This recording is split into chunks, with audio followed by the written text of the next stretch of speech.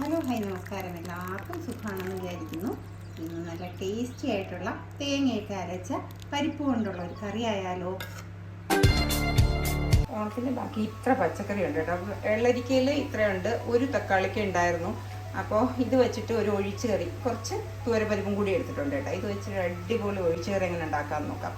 പ്രത്യേകിച്ച് കറിയൊന്നും ഇല്ലാത്ത ദിവസങ്ങളിൽ ഒരു തട്ടിക്കൂട്ട് എളുപ്പത്തിൽ ഉണ്ടാക്കാൻ പറ്റുന്ന ഒരു കറിയാണ്. നോക്കാം, വരും. ഇനി അതിനെ ഒന്ന് കട്ട് ചെയ്തിട്ട് സ്കിന്നൊക്കെ ഒന്ന് റിമൂവ് ചെയ്ത് ഒന്ന് കട്ട് ചെയ്തെടുത്തിട്ട് വരാം. എടുക്കുന്നത് നമ്മൾ വെള്ളരിക്ക. വെള്ളരി ചെറിയ പീസായിട്ടാണ് ഞാൻ ഇട്ടിട്ടുള്ളത്. ഉള്ളത് 1/4 കപ്പാണ് കേട്ടോ. നിങ്ങൾക്ക് കുറച്ചും കൂടി കൊഴുപ്പ് വേണമെന്നുണ്ടെങ്കിൽ കുറച്ചും കൂടി എടുക്കാം കേട്ടോ. ഞാൻ വെള്ളരിയാണ് കുറച്ച് കൂടുതൽ ഇട്ടിരിക്കുന്നത്. തക്കാളിയും ഇതിൻ്റെ കൂട്ടത്തിൽ തന്നെ അങ്ങ് ഇടുന്നത്. കുക്കറിലായതുകൊണ്ട് ഞാൻ എല്ലാം കൂടി ഒരുമിച്ച് അങ്ങ് ഇടുകയാണ് കേട്ടോ. പെട്ടെന്ന് വെന്ത് കിട്ടും. പിന്നെ ഇതിൽ തേങ്ങ അരച്ചിട്ടല്ലേ നമ്മൾ കറി വയ്ക്കുന്നത്. അപ്പോൾ അത് ഞാൻ തേങ്ങയിൽ അരയ്ക്കുമ്പോൾ വേണമെങ്കിൽ നിങ്ങൾക്ക് വെളുത്തുള്ളി അരയ്ക്കാം. ഞാനിപ്പോൾ വെളുത്തുള്ളി അരയ്ക്കുന്നൊന്നുമില്ല, ഇതിൽ കൂടി അങ്ങ് ഇടുന്നേ ഉള്ളൂ കേട്ടോ. ഇത് ഇതിലേക്ക് ഒരു 1/4 ടീസ്പൂൺ ഉപ്പാണ് കൊടുക്കാം. മഞ്ഞൾപ്പൊടി കേട്ടോ. ഞാൻ പച്ചമുളകൊന്നും അരയ്ക്കുന്നില്ല, അതുകൊണ്ട് മുളക് പൊടിയാണ് ഇടുന്നത്. അത് എരിവുള്ള മുളക് പൊടിയാണ് ഇടുന്നത് കേട്ടോ. 1/4 ടീസ്പൂൺ മുളക് പൊടി കേട്ടോ.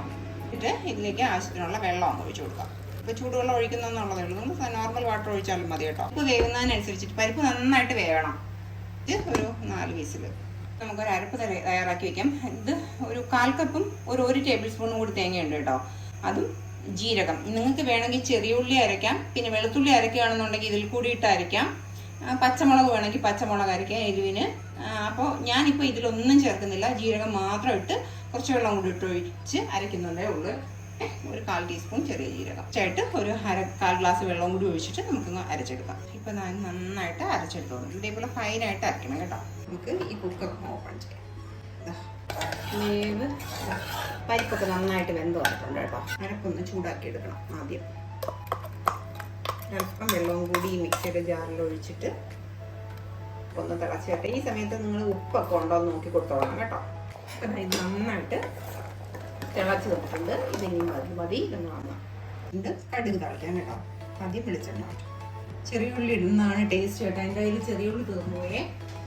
ഓയിൽ ചൂടായി വന്നിട്ടുണ്ട്. ഇതിലേക്ക് നമുക്ക് കടുക് ഇട്ട് കൊടുക്കാം. പൊട്ടി വന്നിട്ടുണ്ട്. ഇതിലേക്ക് മറ്റൻ മുളക്, കറിവേപ്പില. നമുക്കിത് ഡയറക്റ്റായിട്ട് കണ്ടുകൊണ്ടിരിക്കുന്ന സമയത്ത് എനിക്ക് ഇഷ്ടമാവുകയാണെന്നുണ്ടെങ്കിൽ ഒന്ന് ലൈക്ക് ചെയ്യാനും ഷെയർ ചെയ്യാനും സബ്സ്ക്രൈബ് ചെയ്യാനും മറക്കല്ലേ.